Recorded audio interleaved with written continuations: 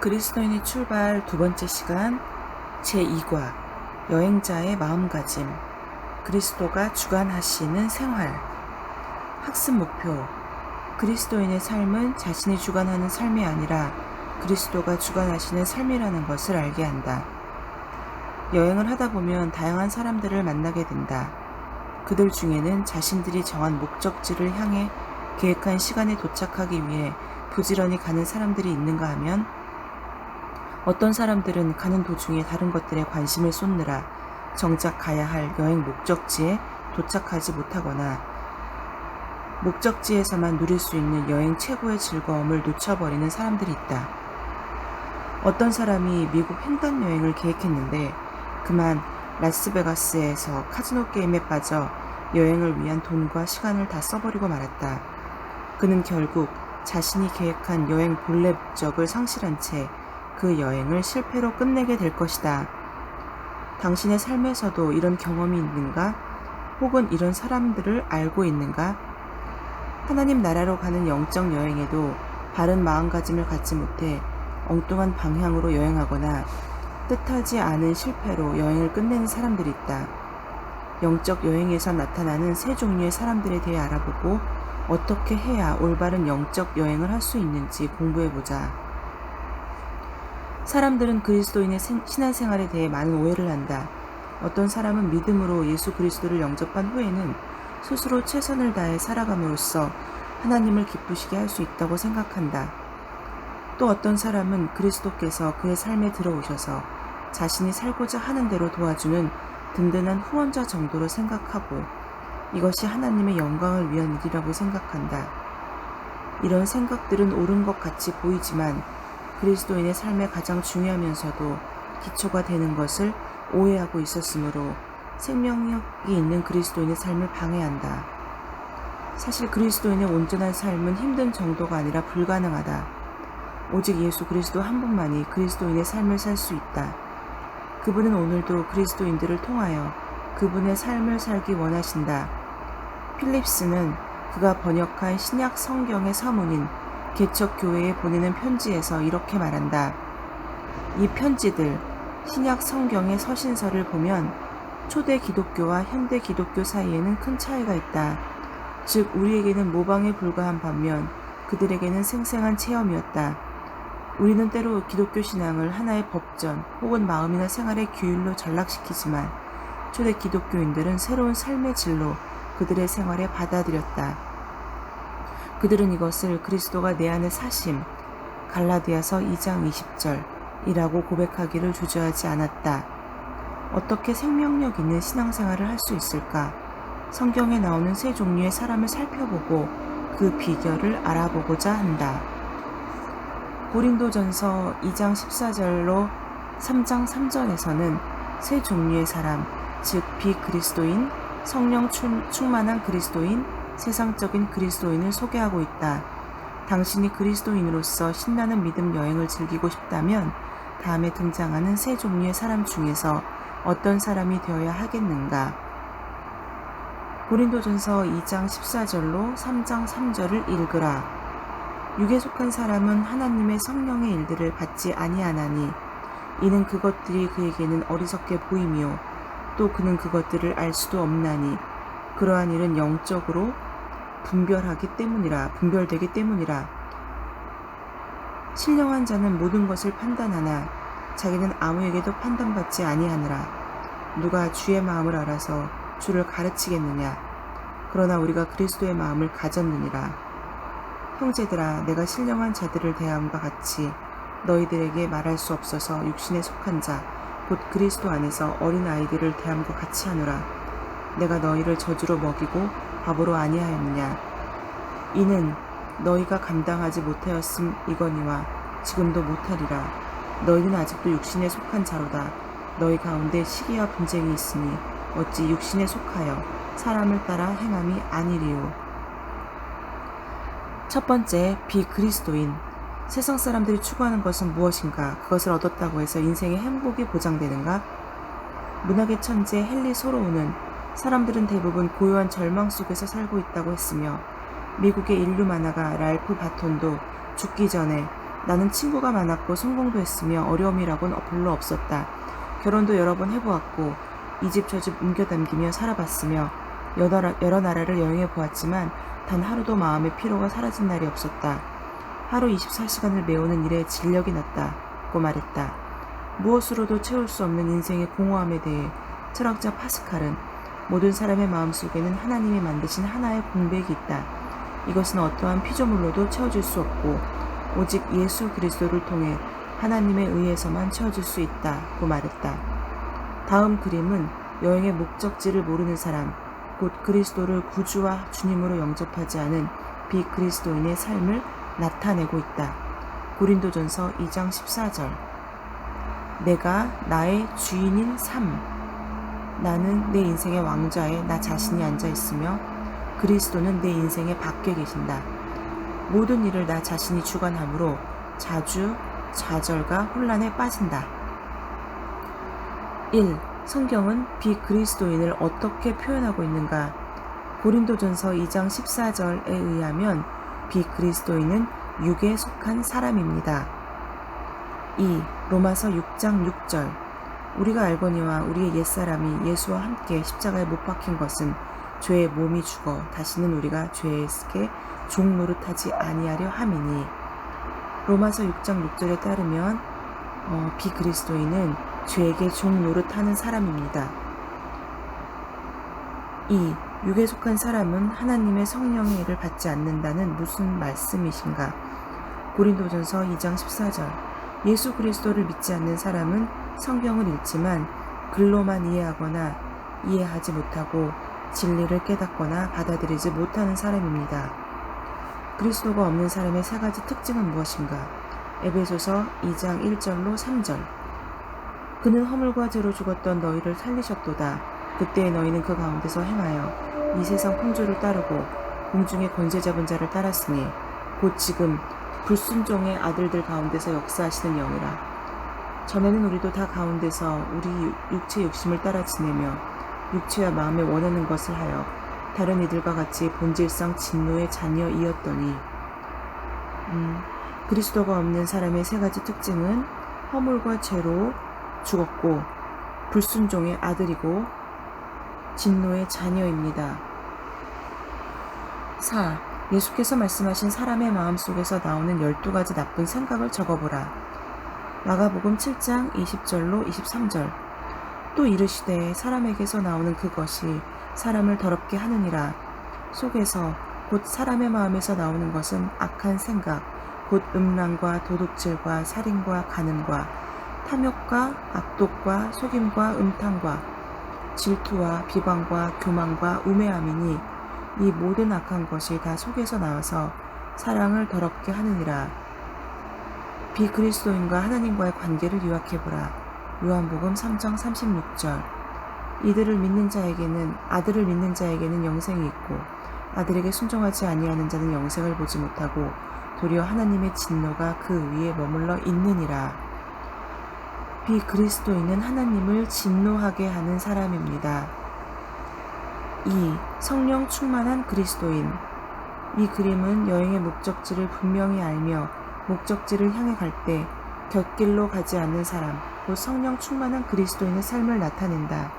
성령 충만한 그리스도인은 그리스도 중심의 생활을 하며 자신은 삶의 중심에서 내려와 모든 것을 그리스도에게 맡기는 사람이다. 고린도전서 2장 15절로 16절. 신령한 자는 모든 것을 판단하나 자기는 아무에게도 판단을 받지 아니하느니라. 누가 주의 마음을 알아서 주를 가르치겠느냐? 그러나 우리가 그리스도의 마음을 가졌느니라. 그리스도 중심의 생활, 성령의 권능을 받음, 다른 사람을 그리스도께 인도, 응답받는 기도 생활, 하나님의 말씀을 깨달음, 하나님을 신뢰, 하나님께 순종. 1. 성령 충만한 삶을 사도 바울은 어떻게 말하고 있는가? 갈라디아서 2장 20절. 내가 그리스도와 함께 십자가에 못 박혔나니 그런즉 이제는 내가 사는 것이 아니요 오직 내 안에 그리스도께서 사시는 것이라.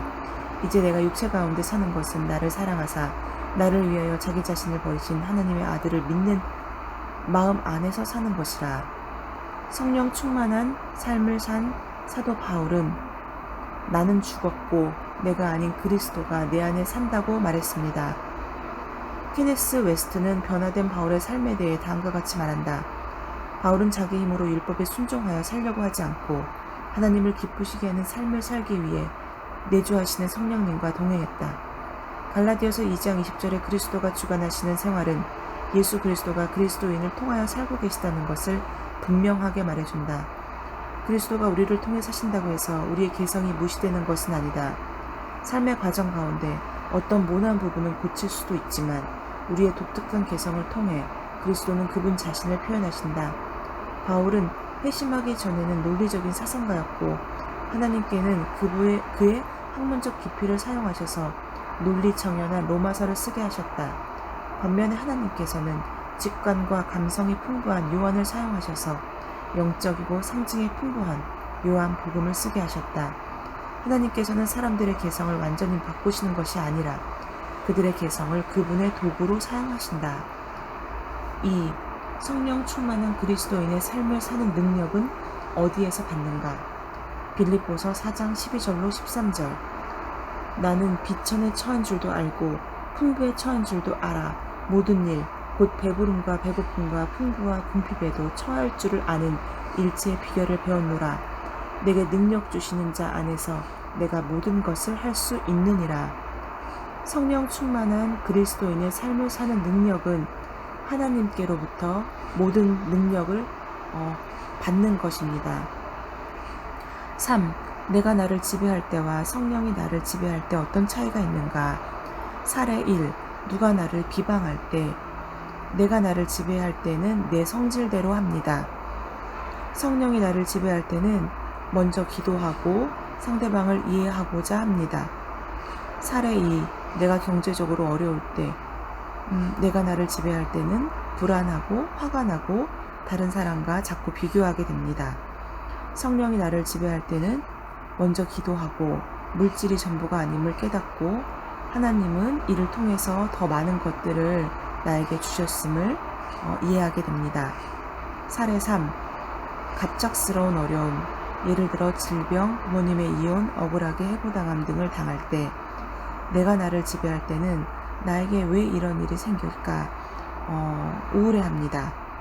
성령이 나를 지배할 때는 먼저 기도하고 환경을 통과하여서 그 환경을 지배하여서 자유로운 자가 됩니다. 아멘. 3. 세상적인 그리스도인.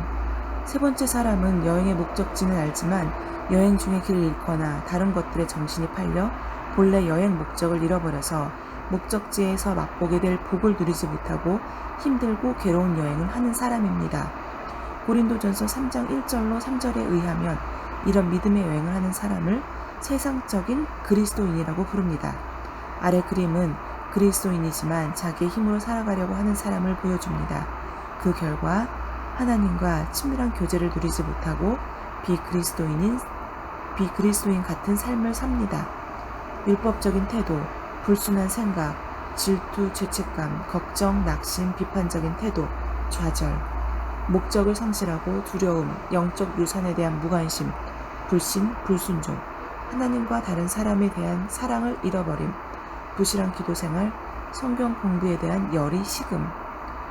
1. 고린도전서 3장 1절에서 3절 말씀에서 언급한 육신에 속한 그리스도인에 대해 말해보라. 육신에 속한 그리스도인은 어린아이 같아서 시기와 분지행이 있고 죄악의 본성에 따라 행동합니다. 루스 팩스는 육신에 속한 사람에 대하여 다음과 같이 말했다. 그리스도를 그 마음에 모셨지만 가장 높고 가장 좋은 자리에 모시지 않았다. 그는 하늘과 땅 두세 개의 세상을 다 잘하려고 애쓴다. 그러나 그는 둘 다 실패한다. 2. 우리가 육체적 본능에 굴복함으로써 생기는 육체의 일을 모두 적어보라. 갈라디아서 5장 19절로 21절. 갈라디아서 5장 19절로 21절 말씀은 육체의 일은 분명하니 곧 음행과 더러운 일과 호색과 우상 숭배와 주술과 원수 맺는 것과 분쟁과 시기와 분냄과 당짓는 것과 분열함과 이단과 투기와 술취함과 방탕함과 또한 그와 같은 것이라. 전에 너희에게 경계한 것 같이 경계하노니 이러한 일을 하는 자들은 하나님의 나라를 유업으로 받지 못할 것이요. 3. 육신을 따르는 그리스도인의 삶을 하나님 앞에서 어떻게 평가할 수 있는가? 로마서 8장 17절. 로마서 8장 7절 말씀. 육신의 생각은 하나님과 원수가 되나니 이는 하나님의 법에 굴복하지 아니할 뿐 아니라 할 수도 없음이라. 어떻게 하면 세상적인 그리스도인이 자기 중심적인 생활의 문제를 해결할 수 있는가?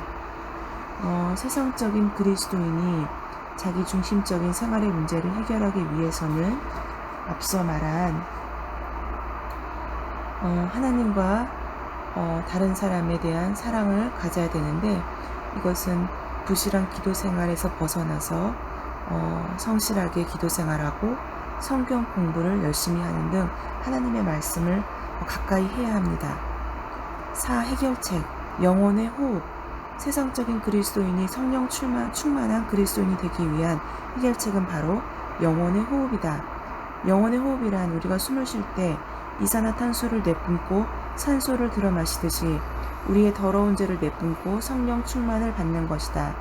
영혼의 호흡은 다음에 3단계를 통해 이루어진다. 1단계. 당신의 모든 죄를 고백하라.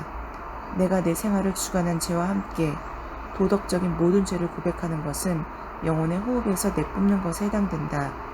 1. 하나님께 죄를 고백하면 하나님은 어떻게 하시는가? 요한일서 1장 9절. 만일 우리가 우리 죄를 자백하면 그는 미쁘시고 의로우사 우리 죄를 사하시며 우리를 모든 불의에서 깨끗하게 하실 것이요. 죄를 숨기는 것과 인정하는 것의 결과는 어떻게 다른가? 시편 32장 1절로 5절. 시편 32장 1절로 5절.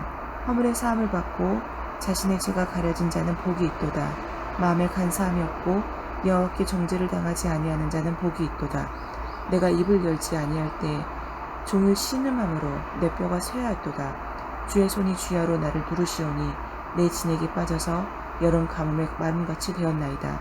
내가 이르기를 내 허물을 여호와께 자복하리라 하고 주께 내 죄를 아뢰고 내 죄악을 숨기지 아니하였더니 곧 주께서 내 죄악을 사하셨나이다. 다윗이 죄를 숨기고 고백하지 않았을 때의 심정을 묘사해보라. 죄책감을 갖고 불안해하고 공포를 갖고, 그래서 여름 가뭄에 마름같이 되었다고 표현했습니다. 다윗이 죄를 고백했을 때 어떤 일이 일어났는가?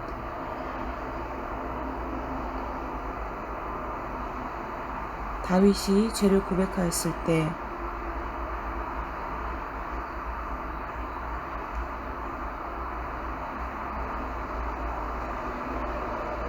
마음에 간사함이 없고 여호와께 정죄를 당하지 아니할 때 복이 있는 자라고 말을 하였습니다. 다윗은 자신의 경험을 통하여 어떤 결론을 내리는가? 죄의 허물을 용서받은 자는 복된 자라고 결론 내렸습니다. 2단계. 삶의 중심을 그리스도께 드려라. 성령께서 내 마음의 중심에 계셔서 나를 다스리시도록 내어드리는 것은 성령 충만을 받는 것이다. 이는 영혼의 호흡에서 들이마시는 것에 해당한다.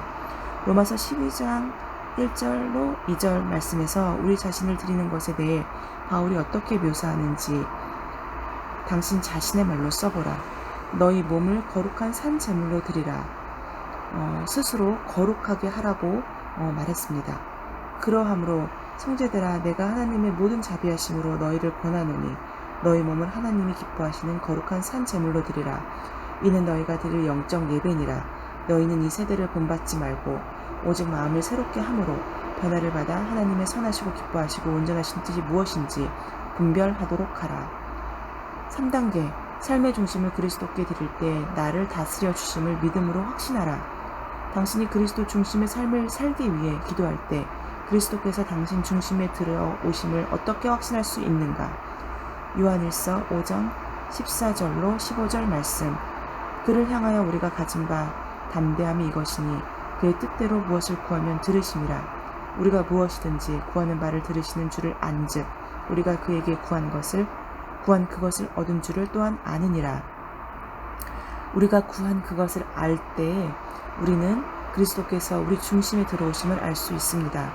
우리가 그리스도를 영접한 후 그리스도께서 계속 우리 삶을 다스리도록 하려면 어떻게 해야 하는가? 골로새서 2장 6절로 7절 말씀. 그러므로 너희가 그리스도를 예수로 주로 받았으니 그 안에서 행하되 그 안에 뿌리를 박아서 세움을 받아 교훈을 받은 대로 믿음에 굳게 서서 감사함을 넘치게 하라. 믿음에 굳게 서라고 말씀하셨습니다. 그리스도인이 계속해서 믿음으로 사는 것이 왜 그렇게 중요한가? 히브리서 11장 6절, 로마서 14장 23절, 1장 17절. 믿음이 없이는 하나님을 기쁘시게 하지 못하나니 하나님께서 나아가는 자는 반드시 그가 계기신 것과 또한 그가 자기를 찾는 자들에게 상 주시는 이심을 믿어야 할지니라. 의심하고 먹는 자는 정죄되었나니 이는 믿음을 따라하지 아니하였기 때문이라. 믿음을 따라하지 아니하는 다 죄니라. 복음에는 하나님의 의가 나타나서 믿음으로 믿음에 이르게 하나니 기록된 바 오직 의인은 믿음으로 말미암아 살리라 함과 같으니라. 적용. 풍성한 생활의 비결은 매 순간마다 예수 그리스도께 우리의 삶을 주관하시도록 맡기는 것이다. 죄를 지었다는 것을 깨닫는 순간 즉시 그 죄를 하나님께 고백하고 그가 용서해 주시는 것을 감사드리며 마음의 중심을 그리스도께 다시 양도하여 계속해서 하나님과의 교제 가운데 행해야 한다. 1번. 이 과에서 당신에게 가장 의미 있는 것은 무엇인가? 이 과에서 저에게 가장 의미 있는 것은 그리스도가 내 삶의 모든 것을 주관하신다는 사실입니다. 2번. 당신의 생활 가운데 예수 그리스도의 지배를 받을 필요가 있다고 생각하는 부분은 어떤 것인가? 때때로 힘들다고 느낄 때 간혹 우울해지거나 그러한 생각이 들 때 그리스도의 지배를 받아야 합니다.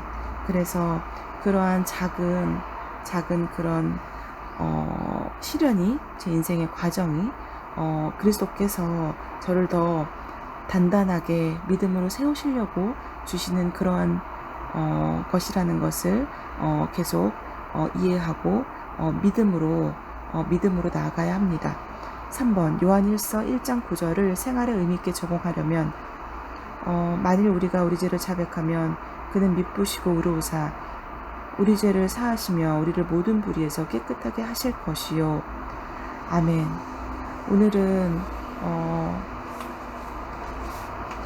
여행자의 마음가짐, 그리스도가 주관하시는 생활에 대해서 함께 나누었습니다. 그리스도인 삶은 자신이 주관하는 삶이 아니고 그리스도가 주관하는 삶입니다. 오늘 하루 저희가 그리스도가 주관하시는 삶 가운데 저희가 살면서 그리스도와 함께 하는 것을 믿음으로 저희가 하나님의 말씀을 마음 안에서 느끼며 하루를 사는 언약의 지체들이 되기를 소망합니다. 샬롬.